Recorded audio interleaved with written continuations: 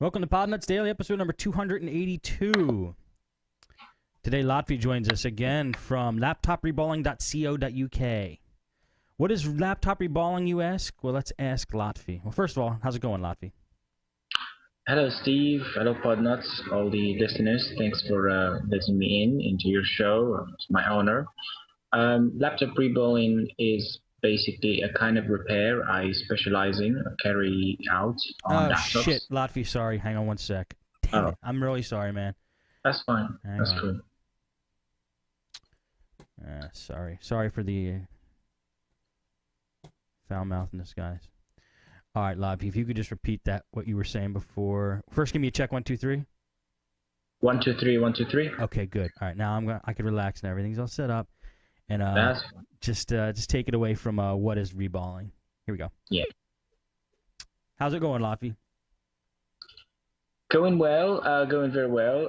The reballing, what I do is a kind of service called reballing, and I specialize in and I carry out on laptops. A lot of laptops have been failing lately. If you've noticed, if you're a tech in a computer shops, etc., you see the casual black screen fault where the laptop powers on and all the lights stay on and there's nothing on the screen, and or there's like fuzzy lines and boxes and colored boxes on the screen, or you power it on and you get 3 beeps, one short beep, one long beep followed by 2 short beeps.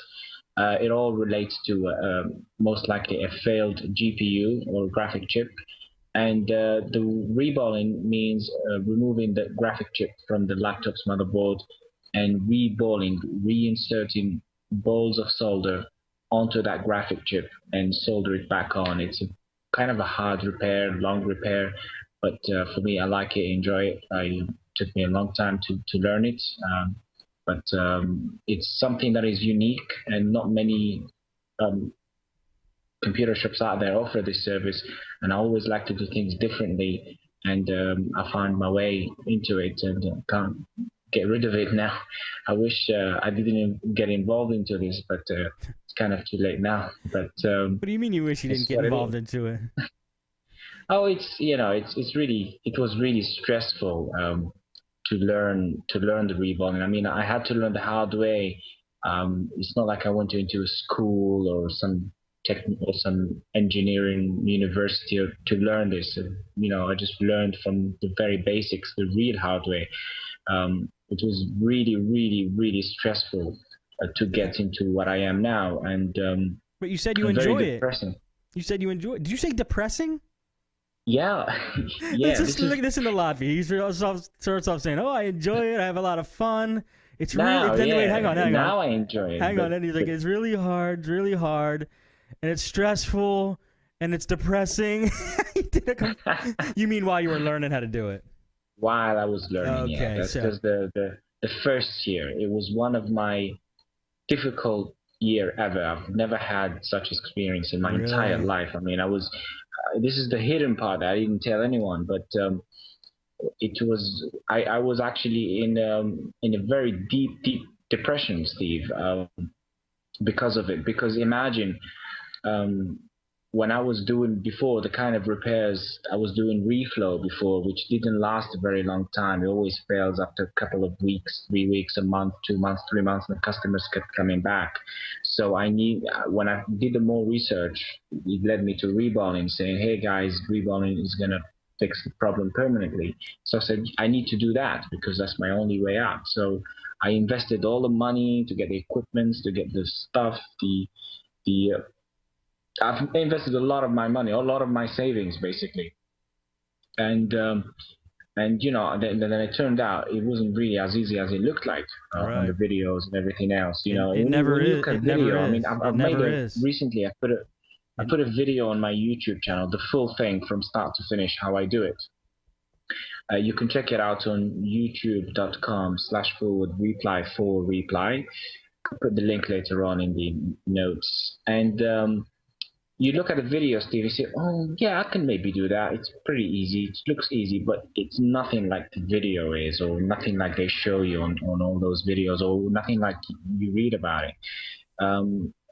But in the early years early first year, I've had to learn everything by myself, and I've had no success at all. You keep trying and trying and trying, you just have no success, and sometimes you do it so perfect that it looks perfect, and it still doesn't work. The laptop still is still has the same fault, or goes even worse.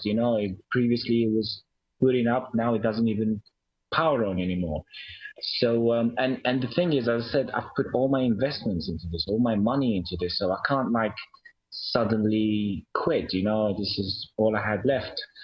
And I was, as I said, I was really, really depressed, because I didn't feel like having to go through all what I had before, having to go back to opening your own shop and doing computer repairs, and that was, it's like starting all over again. I thought that remodeling is going to be my career. It's going to be everything I'm going to do. And when I didn't have any success in those early months, it was it was very, very stressful, because you keep going every day and you have like 3 or 4 boards. Thankfully they weren't customers, they were motherboards that I bought off eBay for like cheap money.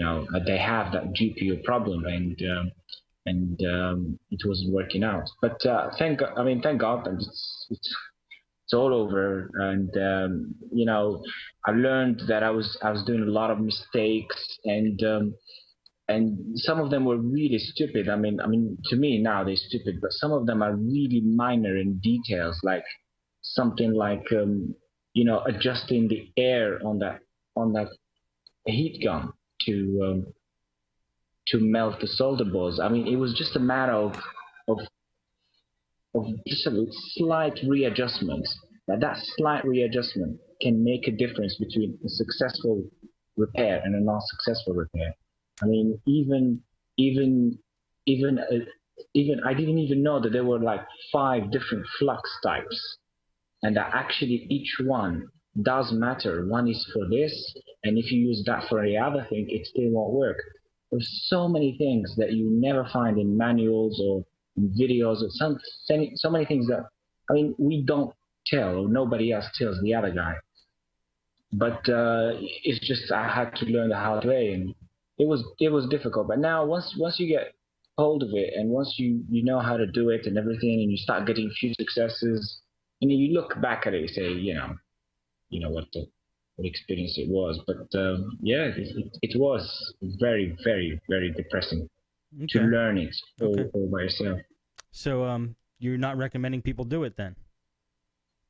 No, not at all. If you don't have like a guy like me, who who's doing it, and he's good at it, and I'm talking about laptops, Steve. Reborn laptops, but I mean, even others. It's if you have if you're only relying on videos that you see on YouTube and on manuals that you get from, because some of the manufacturers, they submit manuals and profiles on the internet, and if you only rely on that, you're gonna have a real hard time trying to learn to do this. How did you do it?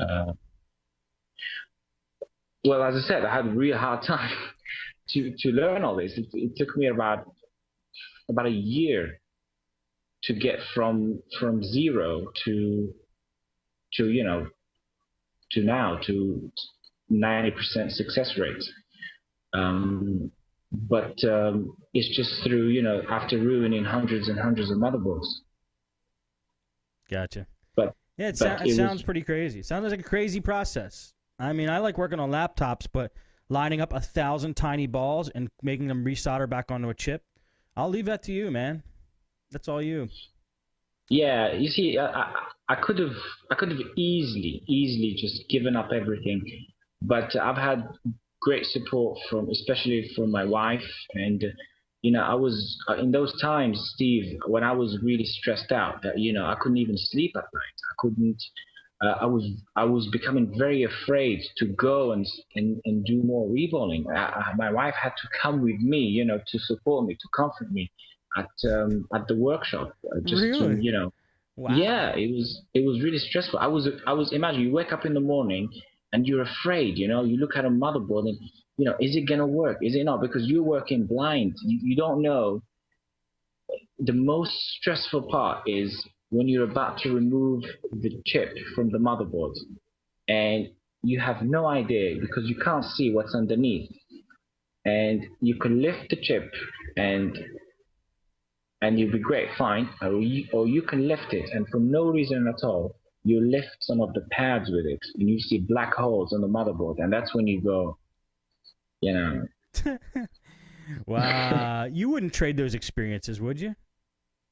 That's like you went to war and you won. You came out shiny at the other end, right? imagine, yeah. Now it's greatest achievements. It was. I'm really proud of it now, but it's how it is. It's you work blind and you don't know if it's gonna. Even now, I still, as I said, I got 90% success rate, but now it's like now I've learned so many things that, for example, not every video chip is reballable, Steve. There are some laptop motherboards or graphic chips that they make so cheap that there's no point reballing them. I'll give you an example. One of them is the NVIDIA Enforce 6150. Now, as soon as I see a motherboard with that chip in it, I say, no way, I'm not even going to try because I've had almost no luck having to reball that one because the pads are so tiny, they're so fragile, they're What's not what's meant the to pads? reball. What's the pads? The pads are basically on the surface of the motherboard. Oh, The okay. video I chip, gotcha. yeah, it's what connects the video chip with the motherboard. It's where the solder melts onto, right? Exactly. And if one of them is bad or lifted or broken, I can pretty much fix that one. It will take me half an hour, but I can fix it with resolder. It's really tiny stuff. I work with magnifying glass. But if it's like two or three, it's just no point. You just waste of time. So some of them are so good. Like my favorite video chip is the NVIDIA GeForce 6100, and that is being used right now on the TX 1000 laptop HP and the TX 2000 HP. It's a tablet HP, and it's also used on many other laptops. That is my favorite chip.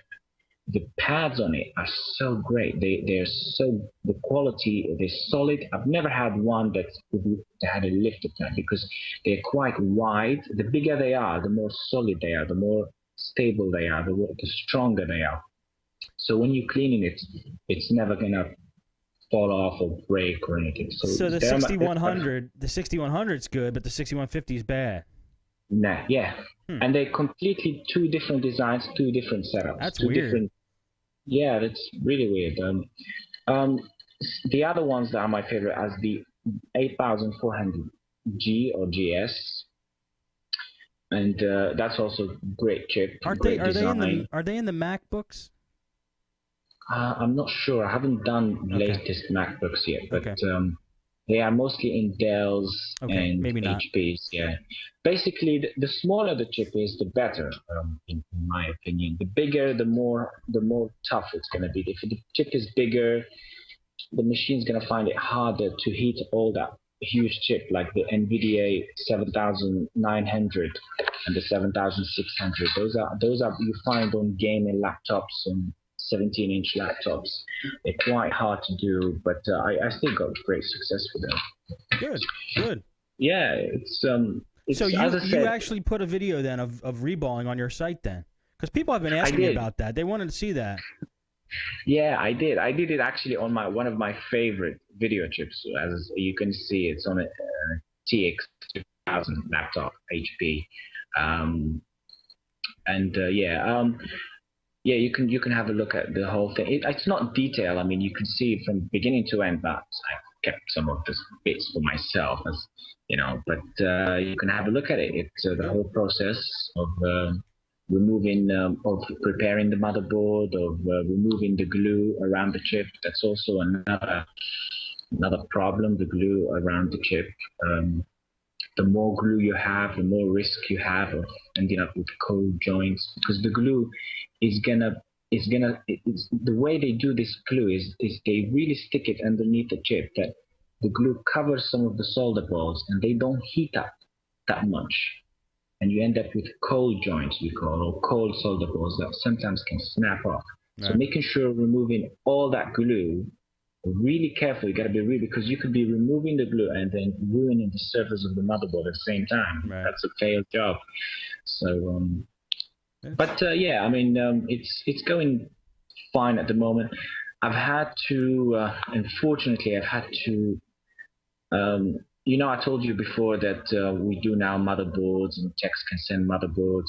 So I've run that trial, Steve, and now I've stopped people from buying that service online directly, because it was meant to be for techs, basically, where, computer repair shop knows very well how to remove the motherboard, right? Yeah. This is my opinion, and send it to me, and I don't have to take apart the laptop. I can just reball the motherboard and send it back to the guys. But it turned out that I was getting motherboards from customers rather than techs, from just like regular people, because they want to save money and they end up ruining the motherboard, or they end up not sending the complete items that I need, because for most laptops, I have the bits like power on buttons and screens, but some other laptops, I don't have bits for them. And they don't send the power on button, the DC sockets, for me to test it after I do the reball, right. Even before. So it turned out quite not what I had in mind. And the most difficult thing is it turned out we had lots of motherboards coming in. That's why I couldn't, I was away for a while, because we couldn't deal with them.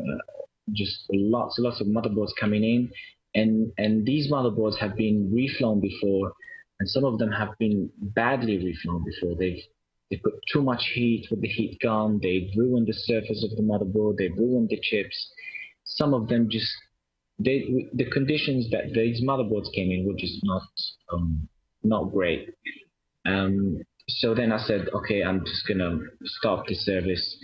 And although it was quite great, I was getting motherboards from all over the world, Steve, from America, from Spain, Portugal, Netherlands. But it's just too much for me, and I couldn't handle it all. It became like working, at McDonald's. I don't want quantity, me, it's all about quality. I don't want to be stuck all day in the workshop doing like 5, 6 motherboards, 10 motherboards a day. That's not me. I'm not doing this really just for the money. I'm doing it as a career. I want to do it with enough money to live with and, do something with, but not like, I don't want to work too hard. I still want to do it like simple, just get a laptop, 2, 3 a day, just deal with them. At least with a full laptop, I realized I could actually, if something goes wrong, I have the whole laptop. I can test everything else, and these so-called techs, some of them, they get a motherboard back and they say, oh, there's, can I put copper on it? I say, no, you shouldn't put copper. A lot of people are putting copper shims they make at home. You heard of them? Yeah. No, I say, don't put that. That's wrong. Doing the copper. I know I had videos myself of putting copper, but it's a bad idea. Copper is a bad idea. Why? Why is it a bad idea? Especially the ones homemade. Unless it's the correct size, I mean really the correct size that you need. Some of them need 1 millimeter, some need 1.2, some need 0.8. But really the best thing is the thermal pad, that blue pad you get. There's nothing. You're not going to see a huge temperature difference. Copper, yes, gives you slightly lower temperatures, but copper doesn't flex. You see, your motherboard or your graphic chip, when it heats up and when it goes cold, it's actually slightly changing position. It's actually slightly going lower and higher, very minor, but that small gap can make a difference. Copper is the one homemade. If you make it at home, First of all, when they cut it with the saw, it's not going to stay flat anymore. It's going to slightly bend. Right. And they're also going to have the edges are not smooth, because what I've seen is when I see these motherboards, when I receive them, I see this copper shim they put, and I look at the edges, they're not smooth at all because they've cut it with the saw. Right. And some of them, when they buy them online from eBay, they're not the right size, because they either use a copper shim that's too big, and what will happen, that it will cover the GPU, but it will raise the heatsink from the processor. So the processor isn't making 100% contact. Or they buy them too small. And it's the same thing. It's going to raise or not give enough space to the processor. So stay away from the copper shim idea. Where do you get the blue pad? Where do you get that blue pad at? You get it with the laptop, with the manufacturer. If it's bad, if it's ruined, if for example it's ruined, you can still buy thermal pads from eBay. Thermal pads? Is that what you do a search for? Thermal pads? Yeah, thermal pad. Yeah, that's what they call it. Just thermal pads. You can measure your original one, the size of it, and just type, 2 millimeter, 4 millimeter size, or you can type the model number and type thermal pads. You can get it from Chinese guys. Thermal pad basically gives you 100%. It makes it 100% contact with the surface of the GPU and the heatsink. Where if it's a copper pad, it's slightly. Just stay away from the copper. Right? Yeah. I mean, some of these motherboards came in a really, really bad condition, and I wasn't dealing with techs. The idea was supposed to be: you send the motherboard, I reball it, I send it back to you, no questions asked, because you've been removing motherboards for years and years, and But I was having to do a lot of support. Some guys, you know what they do, Steve? They send me the motherboard, they get it back rebuilt, and then the next thing they want to do is update the BIOS, and they put the wrong BIOS in there, or they don't do it properly. So Lotfi, what do you want now? You want the laptops? Do you want the whole laptops again? That's what you're saying? That's what I'm saying. Okay. Yeah, we were doing the whole laptops again. It's the way, That's how it is. It's not gonna put you into a depression that you got to take the motherboards out now. Yeah, that's after what I've seen from motherboards, and plus it's not as profitable with motherboards. I mean, but you have technicians that do that, right? Don't you say you have people working for you that will pull the motherboards out? Yeah, I have my two boys here doing the taking apart, putting back together. Yeah. And that's it. And just the laptops. Thank God, it's enough business really to survive with and deal business with. But again, I'm not saying that I'm not doing motherboards again. What I'm saying is it's not going to be available online to buy. So if you're a tech, if you're a tech, if you used me before, and that's fine, you can still use me the usual way. And if you're a tech and you want to use me, you have to email me your company name, your company's website, so we can check out that you are basically a tech and you can deal with laptops, and that removing a motherboard and putting it back is not going to be a problem. So we just want to deal with techs, not everyone. Right. Yeah. Other than that, that's really enough reborn stuff. Okay. Actually, I haven't done anything in the past 3 days. We had no electricity. So those of you, I know there's few Americans. There's two Americans who, one of them has a Dell motherboard and the other guy has an Acer, I believe. I'm sorry, they were meant to be done today, but we lost electricity at the warehouse, and the guys are sorting it out. Some off today and tomorrow. Damn. Yeah, well, I like it. It's a good excuse. Your power just went out? Yeah, the power. No power. I went this morning, and apparently it went out for the past during the weekends and today. I went this morning early there, ready to work, and there was no power. Wow. So, yes. Apparently it's gonna be sorted out, and hopefully by tomorrow it'll be running again.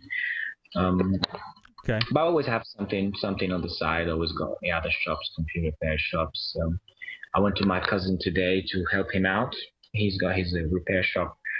And what surprised me is he's doing very well in laptop sales. He's actually telling me that laptop sales is far better than his repairs, What is he making selling? more profit. Let me guess. Dell D620s. Something like that. Well, what he's doing basically, he's buying laptops from eBay. He bids for them, and they have something like a slight fault, like a keyboard's not working or keyboard's missing off the keys or something, and he gets them quite cheap. I mean, he bought a DV9000 for like £120, and he's selling it for about 250. So pretty good deal. And What did it the need? other, It needed a reballing, though, didn't it? no, it was working fine, working fine. Really? No problem. Yeah, he just, he's got the time to bid for them online and to get them, because the thing with eBay is you have to be there at the last minute to really get a good deal. No, you the don't. other thing, No, you don't. Not just make the highest bid. I've been doing that for the last couple of years. I never win anything. I always find out that sorry, you didn't win this item, and the winner was just bid £2 more. It's just I tried it. Yeah. I was bidding on a dead laptop last week, and I bidded £100, my maximum, and then it turned out it was sold for 107. So you always lose if you're not there. SMD, yeah. But the other thing we found, do you have markets in there? Like, we call them car boot sale. You'd go to the, what do they call them? Garage sales. Mm-hmm. But basically it's like a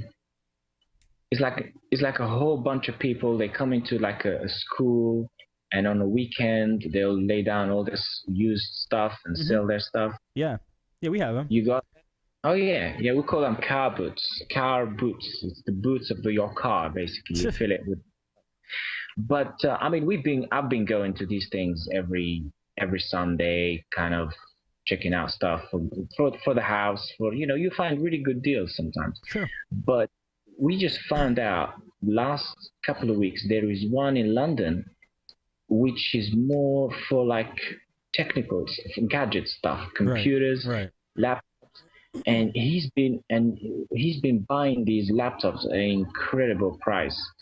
I mean, he buys them for like 80, 90 pounds, and all they need is like fresh installation of Windows XP, Vista, whatever, and then sells them for twice the price.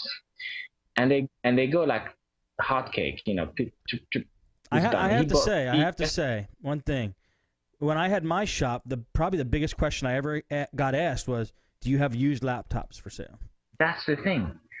That is the thing. Why don't you do that? Buy laptops, reball them, and then resell them. Yeah, I mean, the thing is, I've got enough business already getting customers' laptop, but I try, but you see, you gotta get someone who's got the time to sit on eBay and wait for that laptop. And the thing that I'm afraid of, the thing with reballing is sometimes the motherboard is not reballable. They could have reflown it like to death, and then they've ruined the motherboard that it's not reballable anymore. That's a problem with me. But yeah, it's a good idea if you if you fall into the right guy who's pretty honest, because you can ask them, has it had previous repair before? Even when I buy motherboards, Steve, I buy used motherboards for like 20-25 quid. Yeah. Because sometimes I can get a client's laptop, and it could be one of those failures, the motherboard couldn't do it or the reball didn't fix it. So I don't normally just send the laptop back. I try and find a used motherboard on eBay, faulty, with a GPU fault. And normally, most of the time, I end up buying them real cheap and reballing them and sending them back to the client. So rather than giving them a refund, I could just, they get a new reball motherboard. In fact, today, just yesterday, I did the same thing. It was this HP. I had this really horrible story with it.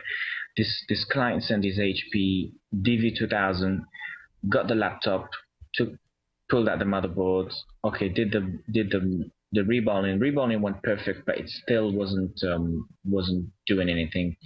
So the motherboard was not reballable. Was not nothing can be done about it. So I got him a motherboard from eBay. Motherboard came in. It was described as GPU fault, and I said, okay, let me reball it. Reballed it, worked fine, and then put it back together all nicely. When you put every single screw back into where it was, and it was all perfect. And then I arranged the return. It was supposed to be today, and around 5 o'clock, the shipping company will come and take all the laptops. And then I said, let me just give it a last check. And I plugged the charger, powered it on, and it wouldn't power on. Damn. And okay, must be maybe the charger is not good. Okay, let me get a battery for it, and plug the battery. Nothing, just doesn't power on. You press the power on, and the thing is, before putting it all back together, I did check it while it was apart. We checked the motherboard apart, and it boots up, and put a hard drive there, check the temperatures, update the BIOS, do this, do that, and it was fine at the time. But when I put it back together, all fully, it wouldn't power on. Said, okay, battery didn't do it, charger doesn't do it. Let me have to take it apart again and see what's going on. So I had 2 hours left, before the shipping company comes and takes it. So I said, okay, took it apart, and as soon as I took it apart, tried it, it powered on. I said, okay, there must be something short in the motherboard. That's why it wouldn't let it power on. So I said, what I've done then, I've covered the whole motherboard, because he's had liquid spill on it before, because I could see traces of coke and spill on the top part, on the top panel. And he sent me an extra keyboard to replace his old keyboard, because his old keyboard wasn't working. So I said, okay, there must be some shortage. So I covered the whole top of the motherboard with tape to isolate the top panel from touching the motherboard, because you never know where the shortage is. Right. I did that, and I said, okay, it still powers on. I said, I put everything back together, the DVD drive, the mouse, the keyboard, the screws, and then it went to the same thing, wouldn't power on. Wait, it did or didn't? It didn't. Oh. After I said, okay, the last thing I did was, when it powered on, was when the top panel was on, but the keyboard, mouse wasn't connected. So let me remove those. I removed the keyboard and mouse, and it powered on. So it means, okay, the problem is not with the top panel, it's with the keyboard and mouse. Let me not connect the keyboard and just connect the mouse. So connected the mouse, no keyboard, and it wouldn't power on. I said, let me do the inverse, connect the keyboard and not connect the mouse. You get it? That's a process of elimination. And then it powered on. So I said, okay, it's the mouse. And I mean, this is when I mess up sometimes. And it turned out that these laptops have a fingerprint reader, and the fingerprint reader and the mouse is the exact same connection. They look exactly the same. And I basically plugged them the other way around, like the mouse is in the finger and the finger, and you wouldn't tell, because the way they were positioned is the way they, where you connect.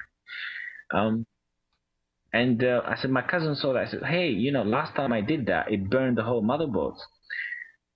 I said, well, lucky I am then, and then I said, okay, glad, it's working now, it's powering on.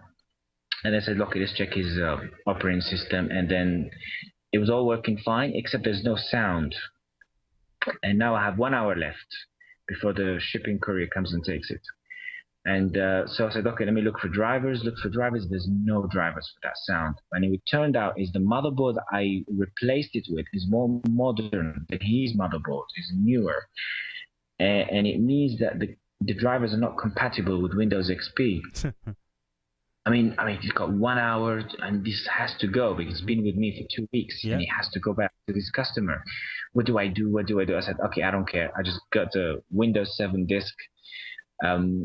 I just put Windows 7, 1 hour exactly, all working. As soon as I taped it, as I put the last bit of tape, the courier man came in, and he took it. Nice. Oh, yeah.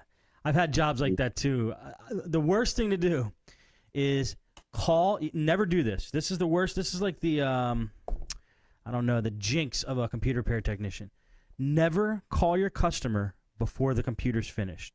Did you ever feel like you say to yourself, okay, I could be done this in about an hour. If I tell him come by around 6, or whatever, it'll be fine. Everything will work out.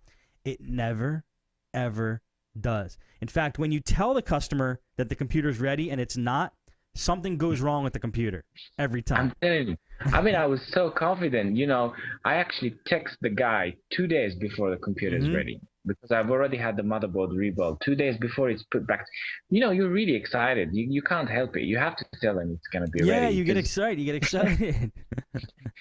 Can't help it, Yeah. And then it always turns out that way. I mean, I was so confident. This is my everyday stuff. This is, and as it happens, you're right.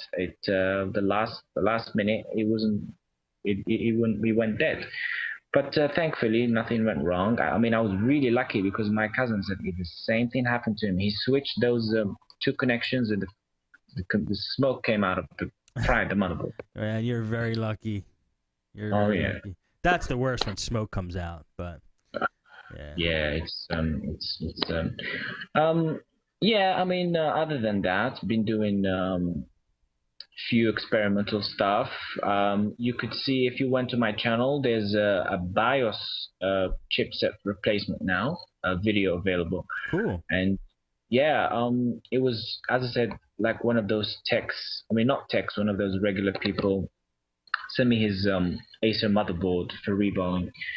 Did the reballing, sent it back to him, and then his son tried to install a new BIOS on it. And they always do that. I tell them don't install, because Steve, when we do the reballing, is we remove the BIOS battery from the motherboard, so there's no shortage or anything before when it goes to the oven or for reballing. So automatically the BIOS will reset itself. So what they like to do when they see there's an older version, they like to update a new one. But as long as the laptop works, as long as everything, the wireless works, there's no problem. There's really no need to update the BIOS. Right. It's just you buy the risk. There's no point. I agree. People say that stupid thing about let's update the BIOS so the fan runs constant. That's not going to do that. It's ridiculous. HP just want to dump people down to say update the BIOS to improve your cooling. That's stupid. That's not going to work. It's not. Now, BIOS, you should only update the BIOS when really there is a problem, when the wireless doesn't work and you've tried everything and nothing works, or when if there is a problem. If it's not broke, don't fix it. Right. That's I agree. Especially with BIOS. I mean, yeah. I mean, back in the days, you used to with laptops. Back in the days, you get a wrong BIOS, remove the battery. Ta-da, it reboots. But now, because of this security and they no longer allow you to do that. You remove the battery, you can leave it the whole year, it will never reset itself because the details are now saved in the ROM, and no matter what, the ROM never loses its details, even if there's no power. So in this case, this customer, I said, okay, send it back, and straight away we ordered a BIOS ROM or BIOS chip from this website. I forgot. I think it's called biosman.co.uk. And what these guys do, they will program your own BIOS with the one BIOS version you want, or they will send you a brand new BIOS chip with the programmed BIOS of your laptop. And it's really easy to do. Really easy to buy this, to select the one. So we bought it online. He selected his model. It was Acer 5575 something, and he sent the motherboard back with the BIOS chip as well. And I filmed the entire process using my heat gun SMD station thing, the heat gun tool, and with some flux, removed the old BIOS chip from the motherboard that was soldered into the motherboard, and then placed the new one in, and it worked straight away. It came back on. Wow, great. So you filmed that? You said you have that on your site? Yeah, we've got it on the site. I will also, you should have it as well on your videos as well. I think I'll upload it into your repairvideos.com. Oh, cool. Because yeah, I think the one on the YouTube is the short version because YouTube, restricts the limits, the minutes. But Yeah. there'll be a longer version, like everything from start to finish on your videos as well. Good. Yeah, I mean, you don't always get luck with that, but if you really know you've updated the BIOS and it went bad right after it, and if you remove the BIOS battery and it still doesn't reset the BIOS, or if you use, one of those floppy disk boots or CD boots that the manufacturer provides in order to reset the BIOS, and it still hasn't worked, as a last chance, I've used this method of replacing the BIOS chip, desolder it, solder it back on, and it worked. Huh. There you go. Yeah. Anything else you want to go over? I know it's late over there, and it's all right. That's cool. Yeah. What else we got here? You don't have to, Lotfi, if you don't have anything. I have to keep the show kind of short today anyway because I just released the laptop repair videos on DVD to previous buyers, people who have downloaded the version, and it's a lot of work.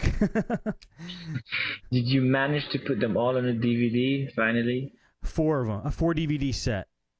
That's how it has to be, and that was like jamming. That was jamming them all on there, but they came out really good. They look great. I mean, it's not HD because it's a DVD. It's 480p, but it looks fantastic, especially when you upconvert it. Oh, right. That's really good. I mean, obviously not. You probably have some international customers, and I don't know whether we all have HD TVs and HD capabilities. Now, are the international customers going to be able to play NTSC DVD in their players? Are you gonna? You guys are PAL over there, or NTSC, or will play? No, it won't work. No, it will work, but probably black and white. Really? Crap. Yeah. So great. But I think the way it would work is only on a PC, where you download VLC player and use the VLC player to play that DVD, and it will play all regions. So I gotta make a PAL. I gotta make a PAL home DVD kind of thing that like a TV DVD, it will play. Yeah, the guys in this chat room are saying PAL. Darn. Yeah, I gotta redo them in PAL. Region 2. Great. I think you can make them region 2 PAL for Europe. Yeah, I know. I have to re-render everything. It's gonna be awesome. Yeah. Great. Okay. Yeah.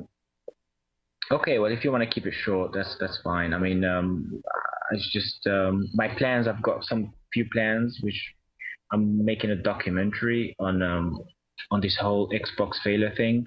Me and my friends. Really? We're halfway through. We're doing a documentary on the Red Ring of Death, if you know about it. And the most interesting is Xbox or Microsoft claim that it's not going to happen on the new Xbox Slim, the new one. And you can go on YouTube and you'll see that yes, they were correct. There is no longer a Red Ring of Death on the new Xbox Slim 360, but there is it's the same fault, but a different name for it. It's called the Red Dot of Death. On the Slims even? Yeah. Some people got it just after 20 days. They didn't learn their lesson, huh? How could they not? How could they not learn it was like the biggest lesson they could, I mean, it was like the biggest failure rate ever. They didn't learn their lesson? That's it. Go on YouTube, type Red Dot of Death, Xbox Slim, and see a lot of people, a lot of videos already. Just not couple of months after the release. Some guys got it just after 20 days. That's lame. They got the GPU fault. So, which is quite good, for our documentary. So, what are you gonna do with this documentary? Where are you gonna put it on, like Hulu or something? It's gonna. Yeah, I mean, the idea came basically from, we've seen a television show here called Watchdog on BBC channel, and they did quite a number of times reports on this failure on the PS3 and the Xbox, but they were showing the wrong thing. They were showing people reflowing them, and they said, oh, the fix is just a heat up of the GPU chip. And I said, that's wrong, that's misleading, that's not going to last. So we're gonna do it our way because we know way better, way more than what they know about this failure. And we're gonna, give detailed descriptions and everything about it. It's gonna have a little bit of reballing. Plus, it's gonna help my company as well, advertising wise. And it's gonna inform the people that if you don't want to have a GPU failure, make sure that by the end of the year you remove that dust from the computer or from your Xbox or from your PS3 and replace the thermal grease, and you should have another few years to go. But yeah, we're working on a documentary on it. Wow. Good luck with that, man. Let me know when that's done. I want to watch that. No problem. I'll buy it. I'll buy it. Yeah, it'll be in the next year or so because we have so much. I mean, the making the documentary is easy, but the process of getting all the rights and copyrights and releases and all that, that's the hard part. I can't imagine that nightmare. But hopefully it'll be great. Cool. Oh man, you got anything else, or are you exhausted of all stuff? That's really it. I Good. just last minute thing. I said let me go on Podnutz today. It's been a while, And, I appreciate that. Let me plug that we have to we need more guests for the show. A lot of you noticed on podnutz.com/guests, because that's where you sign up for the show. Podnutz.com/guests. That it takes 5 seconds. I mean, 5 seconds. I was having my dinner. I went to the podnutz.com/guests. So, no one signed up. Took me 2 seconds. Edit, go down the page, edit, write your name, write your Skype username, save, and that's it. That's it. You're there.